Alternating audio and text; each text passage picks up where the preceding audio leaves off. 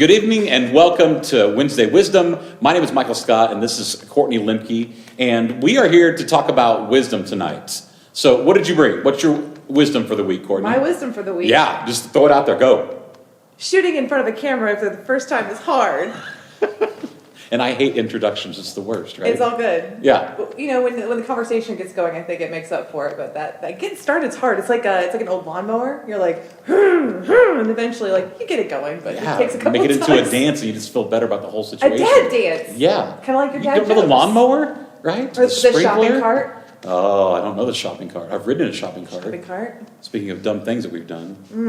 You ever done that? Not since I was a wee one. So you are our new director of emerging communities. Yeah. And so you are going to be heading up our version of a dinner church or a bar church. You're going to be looking at some social media content type stuff. We're going to kick off some TikTok, right, at some point. So I'm excited about that, hopefully. Yeah. So, if you kids are good at TikTok, holler at me. Holler at your girl. So I think one of the things I'm excited about emerging ministries is that we have known for a long time in the church world that attendance in church buildings is declining, and it was declining quickly, and it's kind of snowballing. And then after the COVID-19 epidemic and churches being shut down, so many people just did not come back to church. Now, that's one piece of the data, but the other piece of the data is that people are hungrier and hungrier for connection than they've ever been.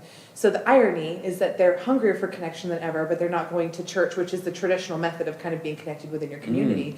So what's great about leaning into these emerging spaces is that we're going to be able to reach people that otherwise would never darken the doorways of this church. So while it might be a little bit hard to conceptualize because we're so ingrained to think about how we get people into the doors, it's really time for us to start thinking about how do we equip our communities to be the church. And so one of the things I'm just so excited to do here at Woods Chapel is to partner with you and all of the people here to figure out how do we reach those folks who are never going to darken this doorway, and how do we make those connections lasting and real, and equipping people to go and do the work of Jesus while we are here worshiping.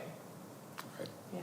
I love it. I'm excited about it. Yeah, me too. So, my first question for you, I mean, I guess I've already asked you a couple things, but my first real question tonight is, what's the dumbest thing you've ever done? So I'm going to share one with you that's definitely like safe for work. Because, well, we're all human beings. Like, too safe. Jesus, I'm just saying, Jesus was eating with the sinners and he would have ate with me. So, it's good. It's good. I was actually a goody all through high school and college. And then I got my 20s and I was like, I should make up for some time. So anyhow, I wouldn't call this stupid, but it was very naive. When I was in college, my best girlfriend at the time, and I won't mention names, and I'll tell you why at the end, was working at a bilingual school in Honduras. And I was like itching to do something fun. So she agreed to bus from Honduras to Belize, and I flew from Kansas to Belize to spend a week backpacking through Belize in Central America. Now, this was kind of stupid because I was extremely naive about the political climate in Belize. And I went down there with like a credit card and my passport and a rolly suitcase because I didn't think, oh, when you're backpacking, you should take a backpack. I took a rolly suitcase because I'm a cupcake. Because that's how you roll. Because, It's a dad joke for you. Oh, it like infuriated me with how good it was. So, like a good pun. So there were some misadventures in Belize. Not her. She kind of kept me out of trouble doing things naively. There was a gentleman that, for example, became a little enamored with me one night while we were sitting on a balcony just minding our own business. And the next day, he came to the hotel and threw little pebbles at my window, trying to get my attention like in a movie. Except he admitted that he was a former gang member from Los Angeles. And so I literally like hit the deck and turned the light off and hid until there were no more pebbles hitting the window. You didn't walk out and let the wind like blow your hair in a movie moment or anything? No, Michael, I didn't. But the reason I'm not saying her name, it probably doesn't matter now. She knows exactly who she is because I was in her wedding as well several years ago, and I did not know I would be giving a speech. And they handed me the mic, and I was like, oh, I'm just so grateful to be here. And, if you know my friend so-and-so, you know that she adopts people kind of into her heart, and she just loves them. I was that person. I was her little adopted friend. And then I told the story about all these misadventures in Belize, and looked, and her mother's jaw dropped, and my friend is sweating bullets in her wedding gown. Come to find out, she never told her mother that she bussed through Honduras and Guatemala to meet me in Belize. And so at her wedding, I outed her in front of God and everyone. And it was funny, but also type 2 fun, everybody. Type 2 fun. Type 2 fun. That's right. Well, let me ask you. Yeah. What is a dumb thing that you've done, but that you would totally do again?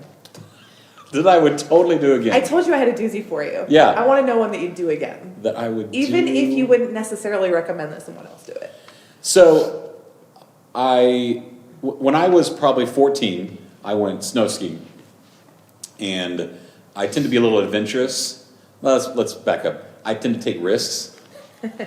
And the older I get, the more calculated they are. But, when you're younger, they're not very calculated. And so we went skiing. This is the first time I've been skiing. And if you've ever been skiing, there's like bunny hills, they call them. Yeah. There's greens and blues and blacks. And then like black diamonds and like double black diamonds, like expert only, right? Like there's flashing warning signs. And so my third day of skiing, I'm 14 or 15 probably, and we go up this lift to go skiing, and it's a double black diamond. And so we're going down, and it's insane. Like there's powder. We lost our skis several times. And, they have like the orange ropes. You ever been skiing? Yeah. Okay. There's like orange fencing. They fence off stuff. And we, I can't believe we did this. We went behind that. There's no we went down the side of this mountain. Did you like yodel and cause an avalanche? Yeah. No. But we got to a point where we got lost because because you can easily lose a trail, and we get back to the path, and this storm comes in. And at one point, I remember holding my hand out in front of my face, and I couldn't see it. And I was dumb. Ooh, very dumb. That's exciting. But it was so much fun, and my buddy, my friend, my cousin Jeff was with me, and we were terrified, but the adrenaline rush from that, right, was so much fun. And so I'd do it again. Yeah. Yeah, not now. Yeah. If I had to do it, but that was dumb. We could have got really hurt. Yeah, so similarly, when I was in Belize, we went to this really cool architectural site called Caracol. I say architectural site because they're ancient Mayan pyramids. And while I was down there, I believe it was the University of Florida that their like archaeological research team was down there, and they were excavating these pyramids from like all the dirt and moss that grew over them. I don't know if you know this, but pyramids like get covered in jungle, and they have to excavate them. So they were being excavated, and then kind of carefully they would put that matter back on them. Well, it's on the border between Guatemala and Belize, and I did not know that there was a border war. So if you go to Caracol, you have to meet up with a military escort, and they, with a Humvee, like escort you and your tour bus out to this site. Well, we missed our military escort, and our tour guide was like, "Oh, don't worry, I got this. I've done this before." So I'm terrified, but we're here for type 2 fun. This is where Pebble Guide would have came in handy. Right? So instead there's like 4 American girls who are, anyway, so we get up there and we have a wonderful time, and we come on back, and as we're coming back, he's telling us stories, and he said, "Oh yeah, and by the way, one of the reasons that we have a military escort is because of this border war. Bandits come over and they raid the archaeological artifacts, and they try to sell them, and they also rip off the tourists. So sometimes, occasionally, a van will get pulled over, and they will take everybody out and strip them of their clothing and hold them up at gunpoint until they get all their things, and then they get away, and people having to get dressed is kind of the preventative from them chasing them." And he says, "By the way, I was the first tour guide that ever happened to." As you're getting ready to cross. No, as we were coming back. Oh, as you're so coming back. At least we got to have the fun So first before we got the over there. terrifying Yeah, story. before you got to hear that story. Okay, Yes. That's fair. So what did you learn from that experience? Well, there's what I learned from my trip and what I learned from the wedding experience. From the wedding experience, that might be easier to answer. Maybe check ahead with the bride and groom and see if there's anything they just don't want to bring up. You know, I remember another wedding where somebody brought up an old relationship in the speech, and I was like, oh no, like we all know better than to do that, presumably, but that person didn't. So maybe we just check ahead and see what tone we want for the room before we launch into embarrassing stories. Know your audience. Maybe that's the wisdom. The takeaway is know your audience. And from my trip, I learned to do more research ahead of time and to have my eyes and ears open, because I was really fortunate that everything I went through was an adventure. But if it had gone wrong, it would not have been an adventure. It would have been a tragedy, right? So I'm just lucky that Grace was on my side, and that I had a friend looking out for me who was a little bit more well-traveled than I was. That like the worst thing that happened to me was I kicked myself in the heel with my rolly suitcase, and I got a really bad bruise. Hashtag first world problems in third world countries. Okay, yeah. Correct. Yeah. And privilege problems, we should say. And I got a really horrible sunburn snorkeling. So wear SPF. Always wear SPF, friends. So you recalled a story about going like off the beaten path when you were skiing and losing sight of where you were, but it being a really exhilarating experience, a kind of confidence building. Right. What did you learn from that?